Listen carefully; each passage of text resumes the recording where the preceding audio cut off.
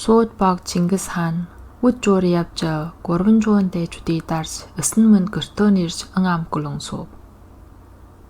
Нүчгэн бэрнэ шүргөөд өвгөн хөвгүн алаг наяа хоёртой өлбөж дээжүүдийн ноён таргутээ ирэлдэгийг өд хургудж байхад олж бэраад тэр мэр уунж үл чадаг тарган тул тэргэн суулгааж авч явхад таргутээ ирэлдэг нь хөвгүүд дүү нар нэхэж булаан авахар ирэв.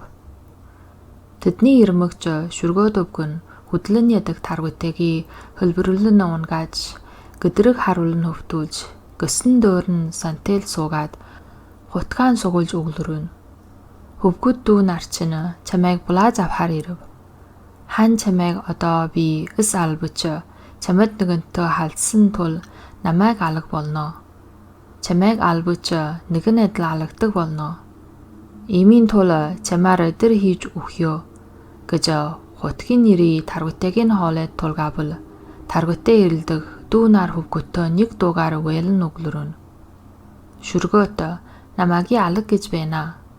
Намайг нэгэнтээ албал миний хүүрээр та нар юу хийх би? Намайг алаагүй байхад даруй бочгдөн. Төмөжин намайг алахгүй. Төмөжиний өжингөө нутагт орхитоод байхад нүдэндөө галтай, нүрдөө гэрэлтэй, сөргөлөн авьяастай хөвгүн гэж би олж авчраад өмнөг бүрөө дааг сургааг мод сургааж хүмжүүлж явсан билөө. Тэр цагт түүний хэлбэр өвхүүлж чаддаг болбож өршөөж үсгэсэн юм. Одоо төмөжин түүний вандаа нөлгөж сэтгэлдөө сөнхөрч байгаа биж. Төмөжин намайг алахгүй. Та хөвгүүд дүү нар минь өгöd хэрэгтүүн. Шүргөөт намайг алуужээ гэж яг дуугаар уялан байрбал хөвгүүд дүү нар нь сонсож хөлөлжөв. Эцгийнхөө нэмий Абрия гэж ирсэн билөө. Гэтэл эцгийн минь энэ шүргөөд өвгөн албал хоосон нэмгүй буёр бид юу хийх би? Одоо алаагуд бочё гэж харив. Тэдний далд ормогч дээчудаас угтаж оссон шүргөөд өвгөний хөвгүн алаг наяа хоёр өчигтөө бочиж ирэв. Шүргөөд өвгөн хөвгөттэй хамт нийлээд таргутайгийн абн хөдөлж хөдүүл нүг гэдэг газар хүрв. Тэнд наяа өглөрөн. Бид энэ таргутайгийг барьж очбол Чингис хаан бидний хан эжнөө барьж ирсэн итгэмжгүй ард гэж бидний итгэж нүгэрлэхүү. Харин хан эжэндээ халсан харц ард гэж барьж алаг бижаа. Одоо таргутайгийг өндөөс тэлбэж бочоогоод бид Чингис хаанд буяр очиж ингэж хэлье. Бид Чингис хаан чамд хүчөөн өргөхөөр ирэв. Бид таргутайгийг барьж ирж явтал хан эжнээ харсаар байж хэрийн хүнд яаж барьж өгөх би гэж халсэр нь өрөвдөж замдаа тэлбэж бочоогоод өөрсдөө таны бишрэн дахгаар ирэв гэж хэлье гэвэл наяагийн үгийг эцэг хөвгөө зөвшөөрж таргутай хэрэлдэгийг хөдүүл нугаас тэлбэж булаад шүргөөд өвгөн алаг наяа хоёр хөвгүний хамт Чингис хаанд хурж ирэв. Тэдний ирсэн учрыг асуувал шүргөөд өвгөн Чингис хаанд өглөрөн. Бид таргутай хэрэлдэгийг авчирж явсан болбож замд өжнөө харсаар байж хэрийн хүнд яаж барьж өгөх би гэж тэлбэж бочоогоод бид өвсөөн Чингис хаанд хүчөөн өргөхөөр ирэв гэв. Чингис хаан өглөрөн хан эжэн таргутайгийг халдаж авчирсан бөөсөө хандаа нь халсан харц артад итгэж үл бологтул хэрэн та нарын хамаатан сатны хамт алаг болов.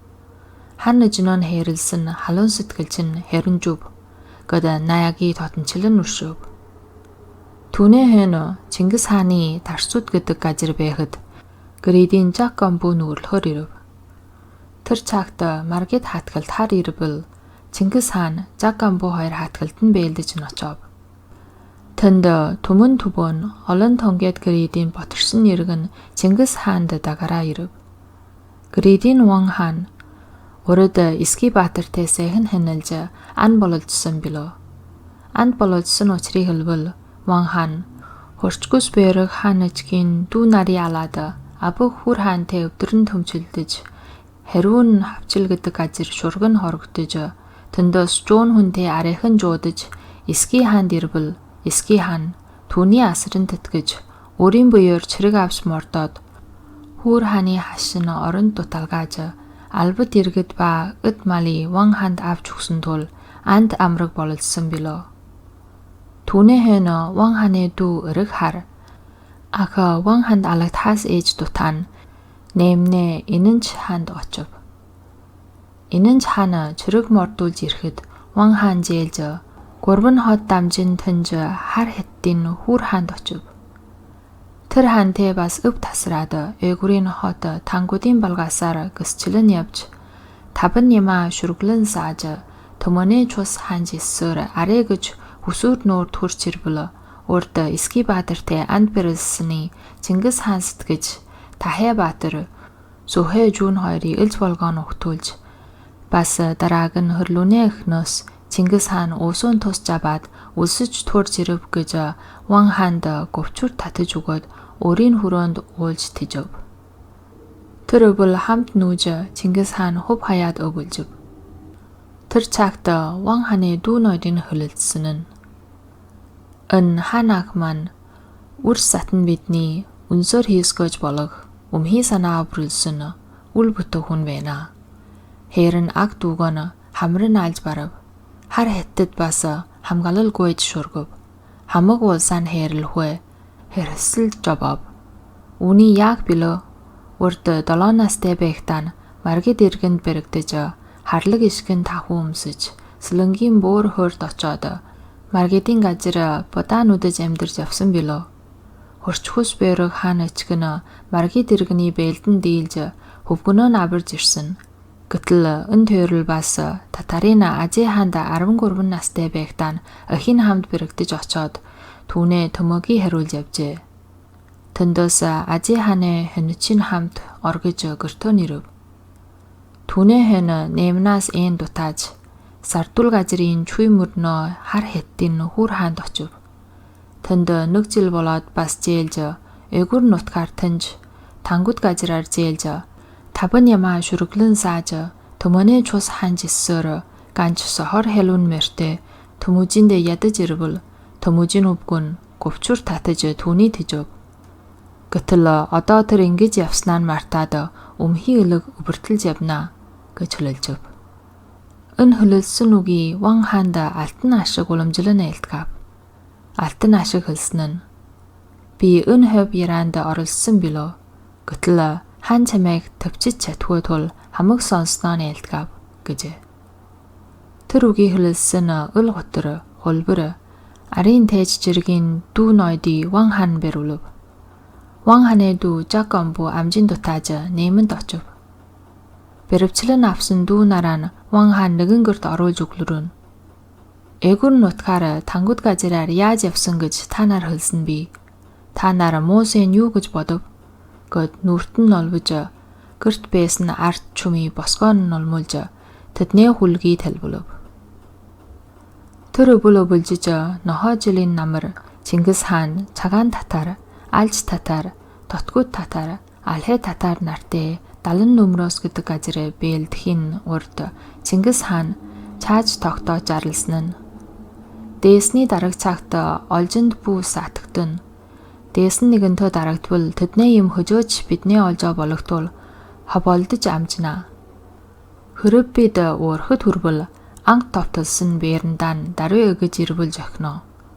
Уг бэрэндаа өгөж ирхөө хүний аль түгэ гэж ийм засаг тогтоож зарлав. Далан нөмрөөс гэдэг газар татартай бэлдэж тэдний дуталгав. Тэдний нэхэн бэлдэж олхэ шүлэгжид гэдэг газар өжлөн дагуулв.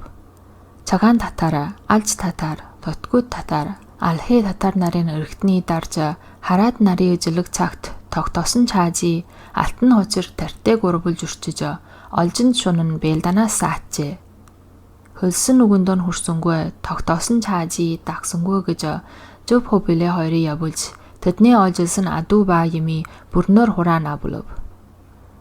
Татарын сүнгөөж бүгдийг эжилсэн хэн Улс иргэний яг тухай Чингис хаан алтан оргон цуглуулж нэг гэрт ороод их зөвлөлдөөний хийв. Тэдний зөвлөсөн нь урд цагаас нааш өчиг өвгөдийн хорлсон энэ Мосен татаруудыг өнөг дуусгахийн тулд тэргэнэ болд хөмжин үгөө хийж устгая. Үлсэн эхнэр хүүхдийг үд бүрд хобоож үртийн боол болгоё. гэж зөвлөлдөд тогтоогоод гөрөөс гарбал татарын нэг чаран булгүтээс асуурна. Та нарыг ямар үг зөвлөлдөв гэвэл булгүтээ өглөрөн. Та бүгдийг тонглогийн чүүд хөмжиж түүнээс өндөр нуруутны чүмийн таарад огтов гэв. Булгүтэгийн нүгийг сонсоод иг чирэн олон татарт тонхог зарлж хороо бүглэлтэд чуглуулв. Тэдний бүглэлтийн өвдөхийн тул манай цэргүүд маш их хорив. Бүглэлтэд чугулсан татаруудыг арайг жижиглэн авч тонглог чучулан хэтгэхэд татар нар хүн тодом тэр авч өгөхөө гэж хутаг ханчээлж байсан тул түүнээс бас манай цэргүүдийг хойржээ. Тэдгээр татар нарыг тонглог чучулан хэдэд дуусаад Чингис хаан жирлэг болрон. Бид оргорооныг зөвлөлдөөн хийсний бүлгүтэйг аргаж хөлөөд бидний цэргүүдэд маш их хойрлын учруулв. Үүнээс хойш эйг зөвлөлдөхөд бүлгүтэйг бүү оруул. Зөвлөлдөөн хийж байхад бүлгүтэй гаднаг үйлийг зайрч хөрүүл ба хулгийн худлын жаргийг шүүж байдгэ. Зөвлөлдөөн төгсөж сархуд ууснаа хэн бүлгүтэй дэртээ 2 сая орс болно гэж зарлаг болов. Тэр цагт татарын нэг чирэнгийн охин Искэний Чингис хаан өөрөө хатан болгож авв. Искэн хатан Чингис хааны өршөөлд орж өглөрөн. Хаан сойрхбол намайг хүнд бодож асраг бижаа. Миний гэж иси надаас дөр хан хүн жолдог гуабло. Ганчиг сэгин бодлоонд хааш осны мөтвэ. Гэвэл Чингис хаан өглөрөн. Өгч чин өнөр чамаас гуабол түүний өрүүлё. Өгчөн ирбэл чи зээлж суурнаа нүггүй гэв. Искэн хатан өглөрөн. Хаан сойрхож өгчийн минь авчирч уулжулбал би өгчтөө даруй зээлээ гэв. Энэ үгэнд Чингис хаан тонхог зарлж өрүүлбэл Иси хатан өөрийн хүргэнтэй хамт хад ойд дутааж явхий бидний цэргүүд үжиж Иси хатны барьж авчирсан ба өрн дутаажээ. Искэн хатан өгчөн үжөөд хөлсөн үгэндөө нь хурж босоо суусан суурандаа суулгааж өөрөө нь доорт өтгөдөж суув.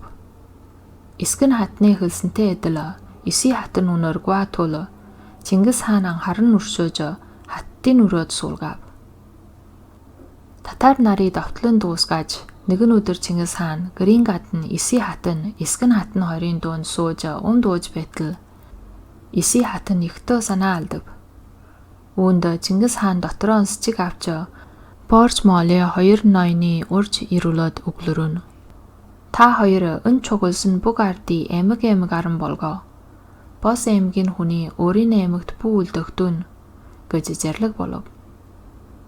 Тэгэд бүг ардын эмэг ар ялагбал нэгэн залуу сэнэр эмэггүй үлджээ. Чи юу хүн би гэж асуувал тэр хүн өглөрөн. Татарын нэг царангийн охин Исүгийн авсан хүргэн билөө. Дээсэнд далагдахад ээж дутаан явсан болоо. Одоо дэн амрлав гэж сэтгэж ирээд олон ардын дотор танигдгүй bijаа гэж санаж явлаа гэв. Энэ үгийг Чингис хаанд мэдүүлбэл хаан зарлаг болрон.